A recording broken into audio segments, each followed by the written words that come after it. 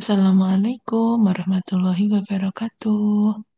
Perkenalkan, saya adalah Oilmon, admin virtual dari kajian Sabtu pagi, Forum Kajian Bina Muslim Kafah Malang yang dibimbing oleh Ustadz Husnul Fatoni. Pada pagi hari ini, kita akan menyimak bersama kajian yang akan diberikan oleh Ustadz Husnul Fatoni yang sedang berada di Mekah Al-Mukarramah. Dikarenakan beliau sedang ada tugas khusus sebagai pembimbing ibadah haji. Mari kita simak bersama kajian beliau. Apabila Bapak Ibu menggunakan laptop atau handphone, maka bisa dioptimalkan volumenya dan pencahayaannya supaya mengikuti kajian dengan lebih nyaman. Apabila ada yang ingin ditanyakan, bisa ditulis pada kolom komentar ya. Mari kita simak bersama dengan mengawali kegiatan kita dengan mengucapkan Bismillahirrahmanirrahim. Assalamualaikum warahmatullahi wabarakatuh. Assalamualaikum warahmatullahi wabarakatuh. Alhamdulillah wassalatu wassalamu ala rasulillah wa ala alihi wa sahbihi wa mawalah la khawla wa la quwata illa billah. Bapak Ibu jamaah pengajian lansia Sabtu pagi yang dirahmati Allah. Alhamdulillah pada tanggal 14 Juni kami masih berada di Mekah Al-Mukarramah. Allah masih memberikan kesempatan kepada kita untuk istiqomah dalam bertaklim dan bersilaturahim. Mudah-mudahan kegiatan kita ini menjadi ilmu yang bermanfaat dan mendapat ridho dari Allah Subhanahu wa Ta'ala. Amin. Mengawali kajian pagi ini, mari kita buka dengan membaca basmalah. Bismillahirrahmanirrahim. Bapak Ibu yang dirahmati Allah, karena kita masih berada di bulan Zulhijjah, banyak teladan yang perlu kita gali, terutama dua uswatun hasanah yang diabadikan oleh Allah di dalam Al-Quran, yaitu uswatun hasanah dari Nabi Ibrahim alaihissalam dan uswatun hasanah suri tauladan dari Nabi Muhammad sallallahu alaihi wasallam. Bapak Ibu yang dirahmati Allah, Rasulullah Shallallahu Alaihi Wasallam pernah mengingatkan kepada kita tentang kondisi akhir zaman. Disinilah akhlak itu, uswatun hasanah itu menjadi sangat penting. Karena Rasul mengingatkan kondisi masyarakat di akhir zaman. Dalam riwayat At-Tabari dari Ibnu Mas'ud, beliau bersabda, sesungguhnya generasi awal umat ini adalah orang-orang pilihan, dan generasi akhir adalah orang-orang yang buruk. Mereka saling berselisih dan berpecah belah. Oleh karena itu, barang siapa yang beriman kepada Allah dan hari akhir, semoga saja segera dijemput ajalnya. Dia akan memperlakukan manusia sesuai dengan yang ia sukai dari mereka. Jadi kejahatan akhir zaman itu sangat dominan, dan manusia di dalam memperlakukan sesamanya itu cenderung zalim dan tidak manusiawi. Karena itu orang beriman itu akan lebih bagus kalau ajalnya segera dijemput oleh Allah, biar imannya terselamatkan, tidak kotor, tidak rusak oleh pengaruh kezaliman di akhir zaman. Bapak Ibu, dalam riwayat lain, Rasulullah Shallallahu Alaihi Wasallam ketika haji wada, beliau berdiri di atas unta yang berwarna kecoklatan, lalu beliau bersabda, wahai sekalian manusia, belajarlah sebelum ilmu itu dicabut dari bumi. Ingatlah hilangnya ilmu adalah bersamaan dengan wafatnya ulama. Lalu ada seorang badui bertanya, "Ya Rasulullah, bagaimana bisa ilmu dicabut dari kita, sedangkan di antara kita terhadap mushaf yang tidak pernah berubah sedikit pun semenjak diturunkan kepada para nabi?" Artinya di antara kita terdapat mushaf. Itu artinya bukan mushaf yang dicetak oleh pabrik percetakan, tetapi para sahabat itu mushaf-mushaf yang hidup. Al-Quran yang hidup karena di memori mereka itu hafal Quran semuanya. Lantas Ibnu Mas'ud berkata, umat ini akan selalu dalam kebaikan selama masih berpegang pada ajaran para sahabat. Dan jika mereka berpegang kepada orang-orang bodoh dan terpecah belah, maka akan binasa. Riwayat ini harus menjadi warning buat kita. Jangan sampai kita ini absen dalam menggali ilmu. Dengan ilmu itu semakin menguatkan iman kita. Dengan ilmu itu kita bisa mengetahui seluruh yang ada di muka bumi ini adalah ilmunya Allah yang harus kita pelajari. Bapak Ibu yang dirahmati Allah. Dalam kitab Fathul Bari dari Masyruk dari Ibnu Mas'ud ia berkata, tidak akan datang sebuah masa kecuali lebih buruk dari sebelumnya. Ingatlah, bukanlah aku bermaksud membandingkan pemimpin yang satu dengan yang lainnya dan orang awam yang satu dengan awam lainnya. Akan tetapi, para ulama dan ahli fikih di antara kalian akan meninggal dunia. Lalu kalian tidak mendapatkan gantinya. Lalu datanglah orang-orang yang berfatwa dengan pendapatnya sendiri. Mereka itulah orang-orang yang akan mencoreng dan menghancurkan Islam. Apa artinya? Di akhir zaman banyak ulama jahat yang berfatwa demi hawa nafsunya tanpa sadar menyesatkan umat yang diberikan fatwa.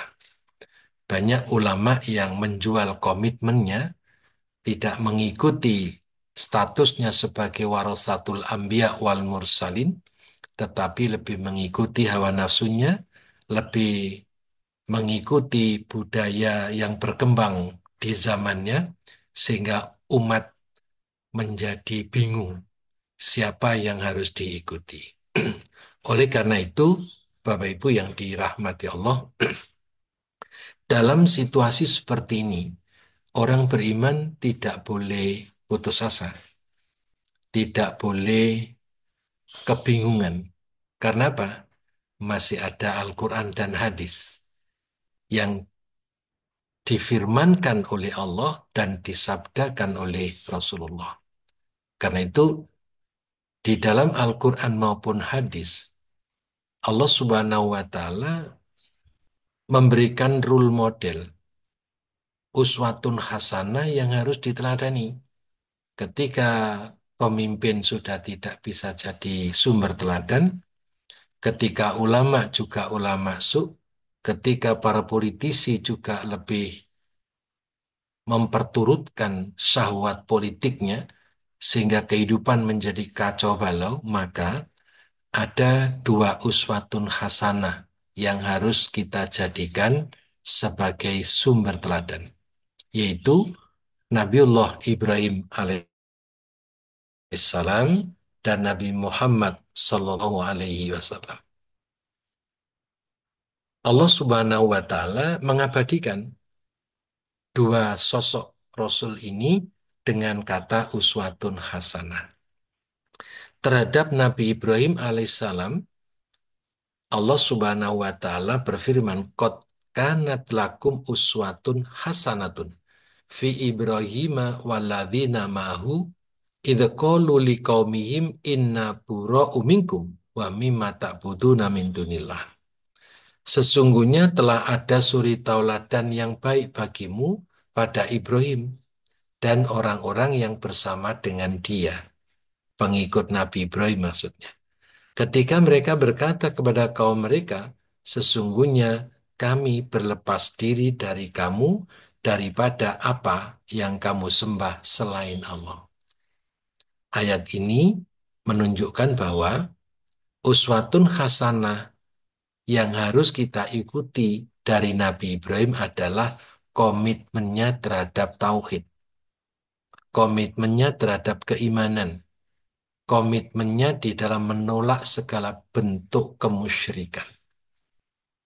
Nah, sedangkan uswatun hasanah untuk Nabi Muhammad Sallallahu Alaihi Wasallam, sebagaimana surat Al-Ahzab 21, hampir sama narasinya. Laqad kana lakum fi Rasulillahi uswatun hasanah. Liman kana yarjullah wal yaumal akhirah wa dzakarallaha katsira. Sesungguhnya telah ada pada diri Rasulullah itu suri tauladan yang baik bagimu, yaitu bagi orang yang mengharapkan Allah dan kedatangan hari kiamat dan dia banyak menyebut Allah. Bapak Ibu, dua ayat ini ada beberapa perbedaan yang perlu kita cermati. Pertama,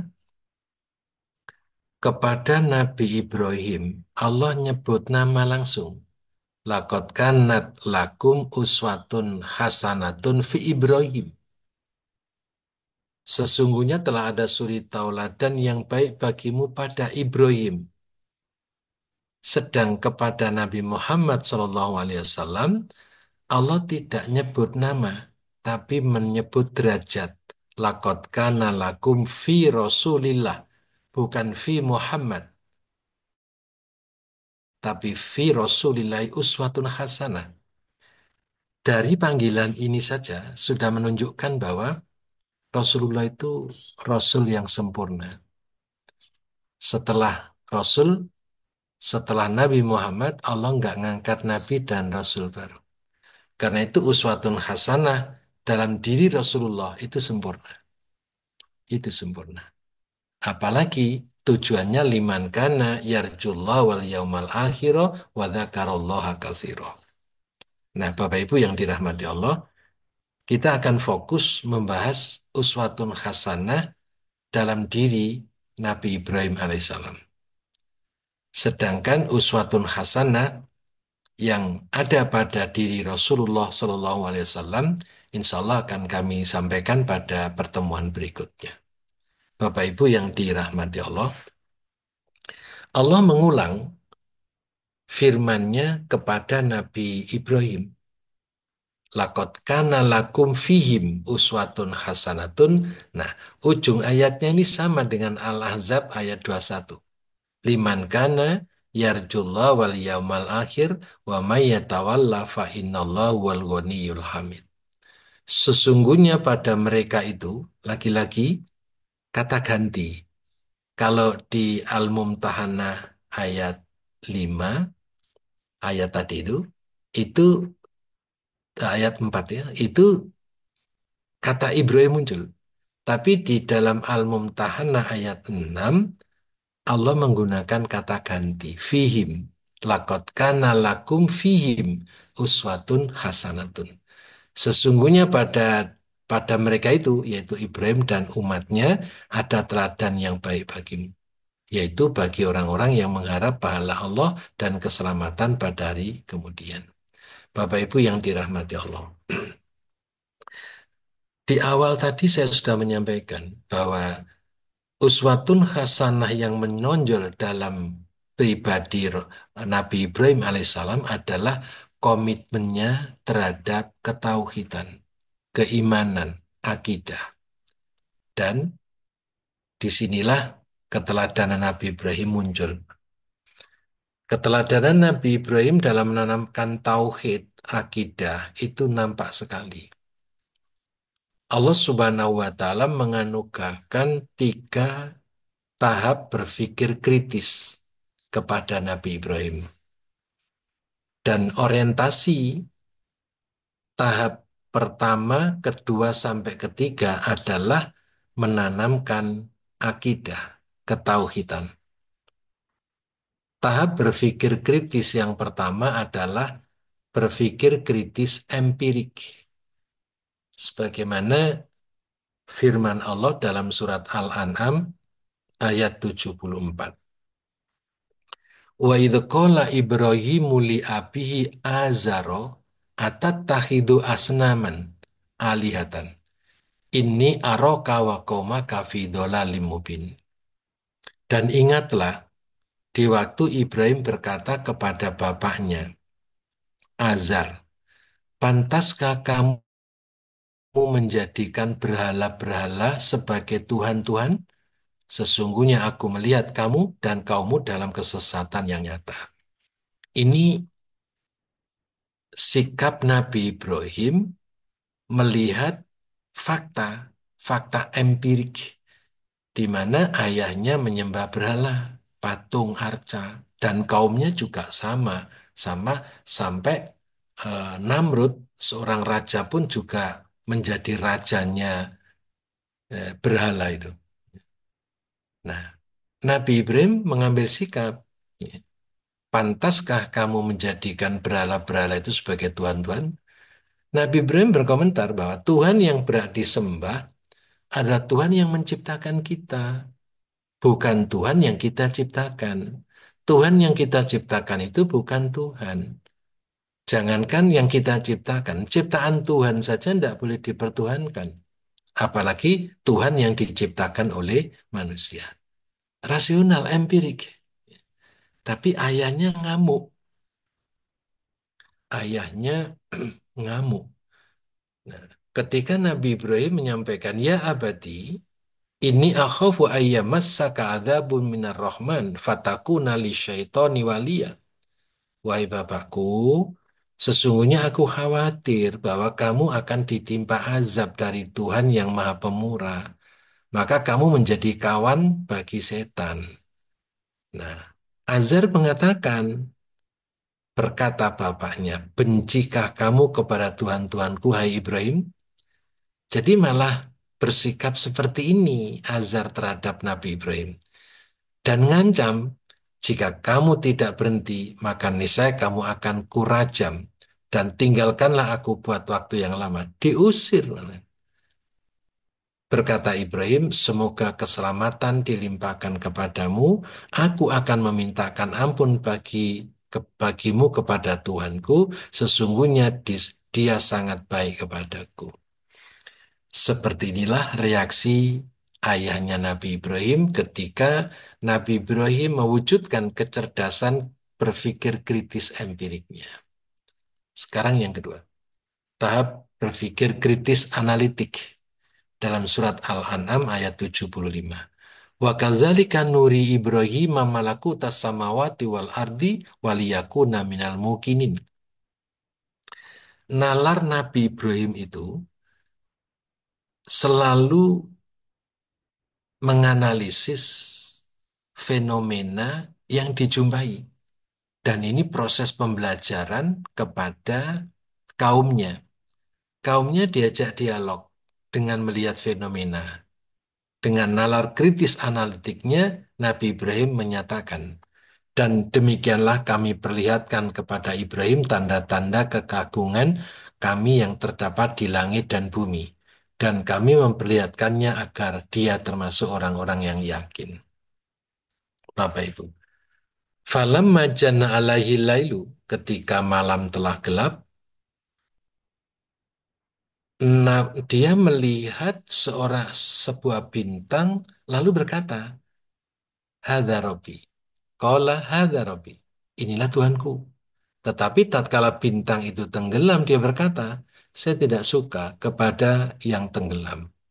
Kaumnya dilibatkan untuk dialog ini. Falamma ra'al qamara bazigon. Kemudian tatkala dia melihat bulan terbit, dia berkata, inilah Tuhanku.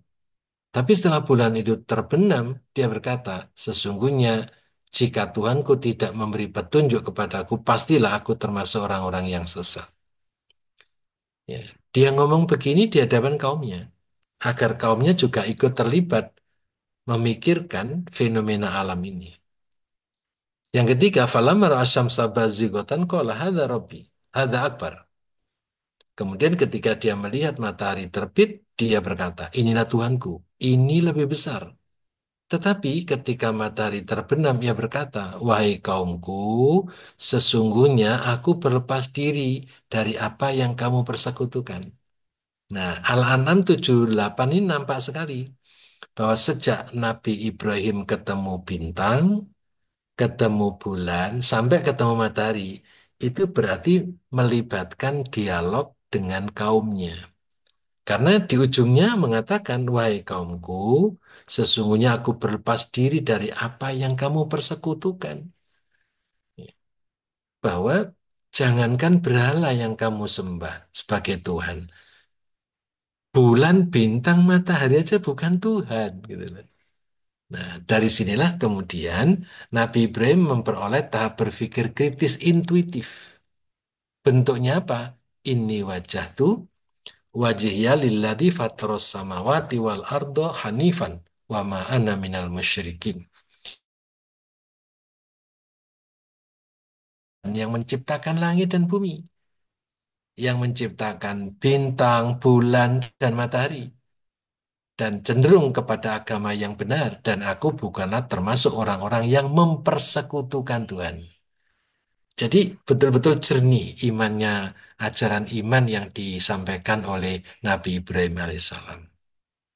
Dari berpikir kritis intuitif ini, kemudian muncullah yang namanya sikap komitmen. Kul inna solati wa nusuki wa mahyaya wa mamati lillahi rabbil alamin. La syarika lahu, laki-laki, la syarika lahu wa bidzalika umirtu wa ana awalul muslimin. Katakanlah sesungguhnya sholatku, ini komitmennya Nabi Ibrahim, sesungguhnya sholatku, ibadatku, hidupku, dan matiku hanya untuk Allah yang menciptakan, bukan berhala-berhala itu. Tuhan semesta alam, tidak ada sekutu baginya, dan demikian itulah yang diperintahkan kepadaku, dan aku adalah orang-orang yang pertama-tama menyerahkan diri kepada Allah. Inilah berpikir kritis intuitif yang ada pada diri Nabi Ibrahim alaihissalam. Lantas, Bapak Ibu yang dirahmati Allah, dalam surat Al-An'am ayat 164, ayat ini seakan-akan ngajak dialog kita. Lantas kalau sebegini, Tuhan mana lagi yang kamu sembah? Katakanlah, apakah aku akan mencari Tuhan selain Allah? Kul aghairallahi abghi rabban wa huwa rabbu kulli syai'. Padahal dia adalah Tuhan bagi segala sesuatu dan tidaklah seorang membuat dosa melainkan kemudaratannya kembali kepada dirinya sendiri. Dan seorang yang berdosa tidak akan memikul dosa orang lain, kemudian kepada Tuhanmu lah kamu kembali dan akan diberitakannya kepadamu apa yang kamu perselisihkan. Jadi Bapak Ibu yang dirahmati Allah, keteladanan Nabi Ibrahim di dalam mengajarkan keimanan ini nggak ada bandingnya, Pak. Nggak ada tandingannya. Dengan tiga berpikir kritis tadi, kritis empirik, kritis analitik, dan kritis intuitif, maka sempurna ajaran keimanan yang disampaikan oleh Nabi Ibrahim alaihissalam. Ya. Nah, dengan demikian maka sesungguhnya ajaran tauhid itu ajaran semua nabi dan rasul. Karena itu Ibnu Qayyim Al-Jauzi mengemukakan bahwa kalimat la ilaha illallah itu kalimatul wahdah. Kalimat satu yang menjadi misi seragam para nabi dan para rasul. Itulah teladan Nabi Ibrahim dari sisi keimanan yang dapat saya sampaikan. Mudah-mudahan menjadi ilmu yang bermanfaat dan mudah-mudahan menambah keimanan dan ketakwaan kita kepada Allah, khususnya pribadi-pribadi mukmin harus semakin ditingkatkan menginternalisasikan ketauhidan dalam hidup kita sehingga kita betul-betul menjadi umatnya Nabi Muhammad sekaligus mengikuti ajaran Nabi Ibrahim alaihissalam. Demikian Bapak Ibu, mudah-mudahan Allah Subhanahu wa taala memberi sehat walafiat untuk Bapak Ibu sekalian sehingga bisa menjalankan ajaran-ajaran Allah baik berupa uswatun hasanah, ajaran keimanan, akhlakul karimah, syariat dan ibadah. Kurang lebihnya saya mohon maaf. Mari kita tutup dengan doa kafaratul majlis. Subhanakallahumma bihamdika asyhadu an la ilaha illa anta astaghfiruka wa atubu ilaik. Wassalamualaikum warahmatullahi wabarakatuh. Alhamdulillahirrabbilalamin. Akhirnya kita sudah berada di ujung perjumpaan kita pada kajian hari ini. Semoga ilmu, tausiah, dan arahan yang diberikan oleh Ustadz Husnul Fatoni bisa kita terima dan kita amalkan dalam kehidupan kita sehari-hari. Semoga Bapak, Ibu, dan pemirsa kajian sekalian senantiasa dalam kondisi sehat hingga akhirnya kita bisa berjumpa lagi pada kajian berikutnya. Nantikan kami ya, dukung kami dengan cara like atau suka, share ke semua teman-teman kajian, teman kantor, atau keluarga. Dan jangan lupa subscribe supaya tidak tertinggal kajian-kajian rutin kami berikutnya. Terima kasih. Assalamualaikum warahmatullahi wabarakatuh.